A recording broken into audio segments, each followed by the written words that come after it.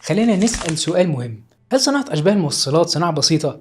الإجابة ببساطة هي لأ، دي صناعة معقدة ومتشعبة وبتتكون من سلسلة كبيرة من العمليات والخطوات، غير طبعا الموارد المالية والعمالة البشرية المدربة بخبرات من شركات عالمية كبيرة. ده اللي كانت بتعمله ماليزيا فعلا، وقدرت تستحوذ على نسبة كبيرة من عملية التجميع والتغليف والاختبار للشرائح العالمية بنسبة توصل ل 13%. المكان ده وصلت له بعد خبرة طويلة وصلت لأكتر من 50 سنة، ولأن الشراكة دي بدأت مع انتل في أوائل السبعينات لما كانت تكاليف إقامة مصانع جديدة في أمريكا عالية جدا، وأجور العمال كانت عالية جدا جدا، والحل كانت إنها تبدأ تصنيع معالجاتها بره أمريكا، واللي لقوا في ماليزيا الاختيار المثالي.